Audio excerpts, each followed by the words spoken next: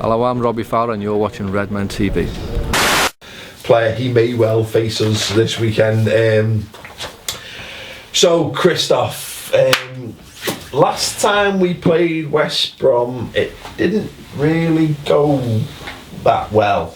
In the league? Put it lightly, in the league. Yes, thanks, Mike, for the qualification. It was a horrendous start to the season. It wasn't pretty fucking horrendous. Obviously, we lost 3-0. I think we've gone into the season with all this optimism about this, where we were going to play, and basically it all went tits up in the first half. Yeah, the boss on. Nail on the head. Done. Nail, hammer. Thanks for watching. Good night. Yeah. No, I mean... your dad watched it in New York, wasn't he? I did, in a bar. Getting drunk. No, it was too early in the morning for that. Getting bladdered in the early hours, watching us get smashed by West Bromwich Albion with Steve Parker, the world's most miserable fan. No, I was with our Diane. Ah, well. Not our Diane, I was talking about my daughter Laura. Who was very kindly agreed to get up early and come and keep me company. And was almost as miserable as me. Mike, I mean, we've just come back off the back of two draws against two tough sides in Arsenal and City. People have been saying how they're the toughest fixtures we've had, but in some respects, is this the actual real test? This Liverpool side, we've shown confidence. We've given the champions a run for the money. We need to carry it on. We need to carry it on, but I think we've got to put it into the context of our last couple of home games before, because we've had 2 back-to-back away games where we've snotted teams left, right and centre. So yeah. We're back at Anfield, stick that team out that's playing well. West Brom are in bad form. They are in very bad form. We continue where we left off at Anfield. I don't see it going any other way, to be honest with you. It's bottom of the form guide as well. Yeah, thanks Chris. Lost, drum, lost. That's true. That is true.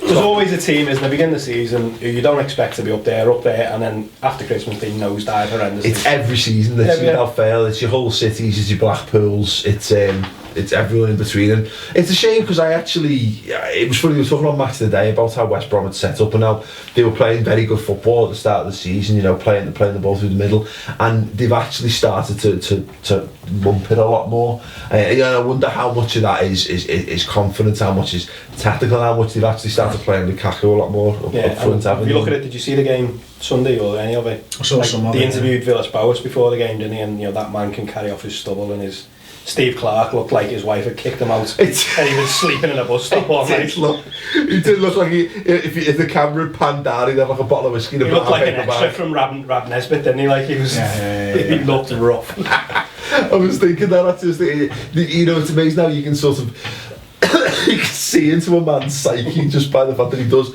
Steve Clark does look a broken man. Hopefully he's had time to have a wash before he turns up for his return to Anfield.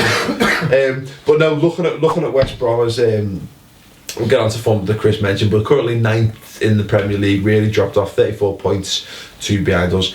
They scored 34, conceded 35, and a -1 goal difference, which is amazing for a team that was flying so high in the league. Changed places with us, haven't they? Because we had a terrible goal difference minus, and they were quite well off, and we seem to have gone that way. And hopefully a bit more on. Well, at some point we've reeled them in, and this is like we've reeled them in. This is where we get them out the boat and punch the fish to death. Like, you know what I mean? In a true between-us fashion. Like, it's one of those 36 degree fish. You gotta be careful. I'll see it coming. If you've not watched the subscriber show, that is a little bit of an in-joke. But anyway, that was Chris's attempt to bring the 18 to 25 market in. Talking about fish with amazing peripheral vision. 360 degree vision, unbelievable. I said it'd bend my head, like it fuck me up. Wouldn't know whether it was coming or going. If you're aged 18 to 25, do you give a flying fuck about any of this? Please do let us know in the comment section. Anyway, West Brom, as Chris pointed out, are currently rock bottom of the form table, having received only 1 point from the last 18. Yeah, 3 defeats, a draw, 3 defeats, a draw, and then 2 more defeats. Away form, not better. It is better, but not much better. 3 points from a possible 18. Loss, win, loss, which basically means they're going to turn on the styles big time when they come to Anfield. 7-0 to West Brom. We'll come to your score predictions in a minute.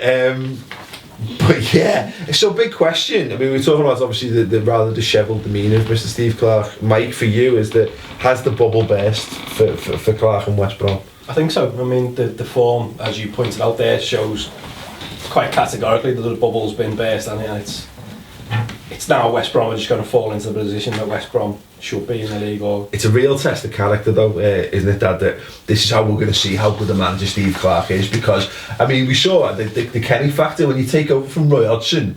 He had his team very well drilled. All you really need to do is go, play a bit of footy now, shows what you can do. But when that stops, it's going to be interesting to note that obviously Steve Clarke very integral to our management last season. We were shit after Christmas. You know what I mean? It's going to be interesting to see if he has the ability to turn that around for him. Well, I mean, I think he's done a reasonably good job at West Brom, given it's his first actual manager's job. But it's a hard game, isn't it? And it's a long season. And trying to keep players up to that kind of level, And his squad is no better than ours, is it? So and the squad's in turmoil a little bit as well, isn't it, with the Odemwingie situation? And that guy spitting last week. I fully expect us to turn them over, and I think our big game is the one after that one, the Swansea one. Most definitely, that is another one of those big tests. But I think we were talking about it because we was at that point of the season where we had such a hard start to the campaign, Chris. And we didn't pick up points where maybe we felt we should have done, whether that was because we played shit or whether we were a bit unlucky. We've not quite been able to put City and Arsenal right, but West Brom, we've got to avenge that early season defeat. Yeah, I think John's right. I think we'll turn them over. We'll do it quite well. We'll avenge them. We've got character in our squad, and I think they'll be out there looking for blood on Monday night. Hopes and goals. Yeah, most definitely. Goals. We've been obviously Mike touched on it then. The Odemwingie. Yeah, we've got to talk about it because it's just hilarious. I was busy editing, so I didn't really watch much of the transfer window deadline day. But you watch it back after because it became a news story in itself. Yeah. What planet? What planet was he on? It basically gave Jim White a purpose to exist, because that transfer window was awful for in terms of what he's used to. And he'd been recharging his batteries all winter, waiting for that moment, and it was just shocking. But then Odemwingie decided to turn up at QPR because he heard they were giving out contracts. I thought, I'll have some of that. 100 grand a week for Chris Samba. I'll have that. Thank you very much.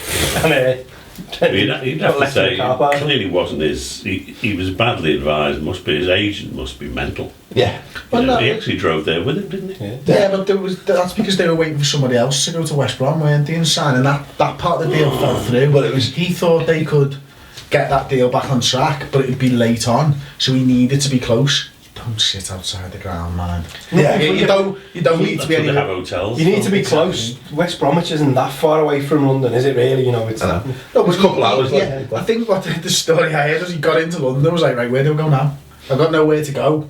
I'll just go and wait near the ground. That was his bad mistake. Like, in London, you're short of things to do. You know what the problem is? No, you know what the problem is, and you know who's to blame for this? The shutting of Woolworths. Because if you're ever bored, Woolworths was always a saving grace. You could always go and kill time in a Woolies. Yeah. There you go. That's the reason why Peter Odemwingie is the collapse of Woolworths. Wouldn't be surprised if he's on the show next week. He's got nowhere else to go. He'll be popping up through that. Surely was paid well enough even at West Brom to go and have a coffee and coffee. No, go and get a Costa's pretty expensive. Go and get a Costa, lads. Go and get a Starbucks. To get your free coffee in Costa, we have to spend about £160 to get one free fucking coffee. Yeah, worth it, innit? Surely.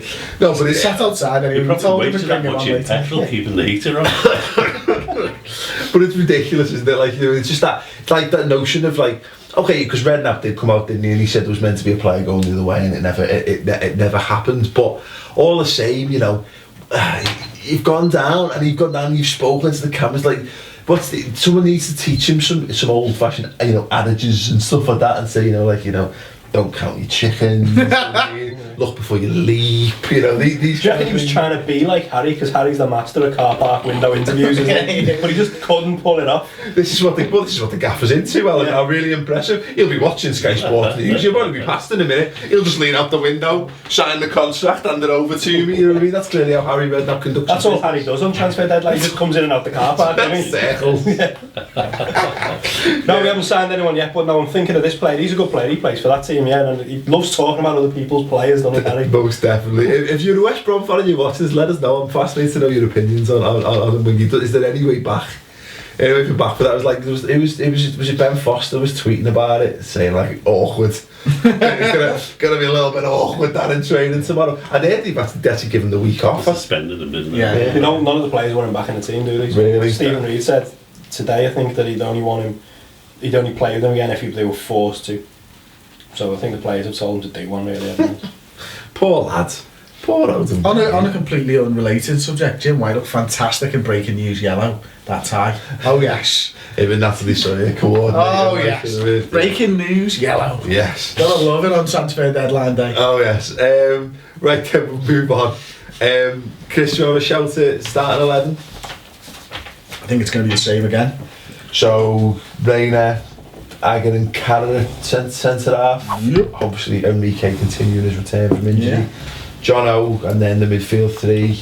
Lucas anchoring, Gerrard slightly ahead. Hendo running riot. I don't think Hendo will be as far left as he was, to be honest, because I don't think we've got pace to deal with down the right hand side. We'll set up the same as we were against Norwich. Yeah. Last home game. I mean, obviously The the only big doubt is Sturridge, isn't it? is whether Sturridge can shake it off. He pulled out of the England squad, hasn't he? Which is the best news I've heard all season.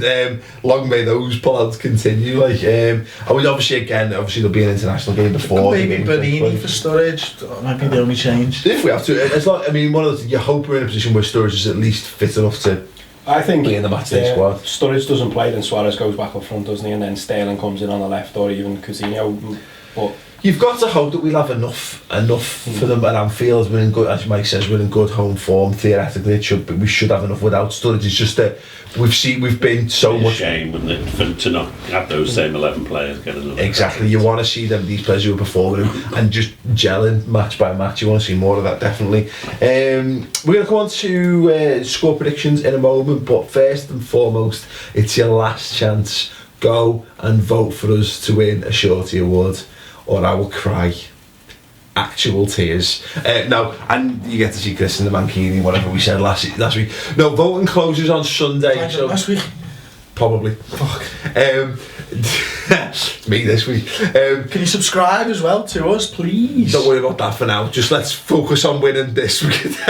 No, I want you to go on shortyawards.com and tweet vote for us in hashtag webshowleave. Very nice because reason. You don't have to go through the link with Bush. We will post in the video info if you're watching on YouTube or on the website. You can just tweet it as well. So you can just tweet I nominate at the Redmen TV for Shorty Awards in hashtag web show because ... and give you a nice reason in your whole 140. Doesn't even have to be a nice reason. It doesn't have to be. It does. It counts at the end. I prefer it to be a nice reason. That's all I'm saying. I'll leave that in your capable hands, yeah? But no, go and do it. You've got until Sunday. Last chance saloon. I think we had about 695 votes at last count. The first place has got 2,400. Now that seems a lot, but I've said this before, you know, if you're watching and you've not voted yet, we need your help. Fucking do it, please. Evoke the spirit of Istanbul for the late Shorty. You know what? charge. Stand up for your fellow Redmen need you. Yeah. There you go. Yeah, that's it. Like, you know what I mean. Kitchener or whatever it was. Let's pull it together. Let's have one last. It's half time. We're 3-0 down. We're 3-0 down in Istanbul, but it's not over yet. You can be the fucking Kaiser. You can be the Kaiser. You can come out. You can be a Steven Gerrard header for us. You can be Milan Baros getting the fuck out the way of Vladimir Smicha. You can be the hands of Dudek. How many votes behind? About 1,500 or so, but I'm saying we need 2,000 just for coverage because they'll probably have a push on the last couple of days because they always tend to in these things. So please do go and vote. Be very much appreciated. Also, I went down to YouTube headquarters this week and chatted with the lads from Copper 90. There's going to be a couple of videos we've done with them. I've been on their show. Leave comments below.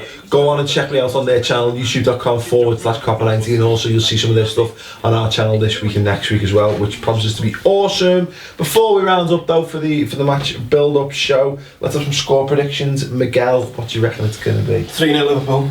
Nice. Dad? I was thinking 3-0, but I would actually like us to beat them 4-0, seeing they beat us 3-0, so 4-0. Okay. Excellent. Chris? Stick. I was going to say 4-0 as well. Great. I was going to raise my one. Fuck it. 5. 5-0. Why not? Why not? It's gonna be a horrible game, isn't it? After all that, like, you know what I mean? We were saying that obvious thing. Whenever we get a couple of decent results, we start to look up is generally where something goes tits up. But let's hope that's not the case this time. Anyway, let me know your score predictions. Tweet me at the Redmen TV or leave your comments below. Also, let us know your lineup predictions as well. And while you're there, subscribe. Click the subscribe link, which is an annotation on the top, or just go through our YouTube channel and subscribe for all the latest updates as well, so you'll be the first to know, and you can leave the first comment and be dead cool. If you're watching this on the subscriber show, stay tuned. We're going to continue to talk about this top team's curse that the press seem desperate to beat Brendan Rodgers around the face with. Is it really that important? Or is it just a load of bullshit? And also, we're going to be looking ahead to Liverpool's remaining fixtures in the run into the end of the season. Are things looking a little bit rosier in the path to Liverpool's potential quest for a European place next season?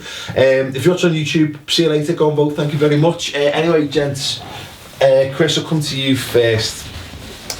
Are the media making too much of this whole Liverpool haven't beaten a top 10 side?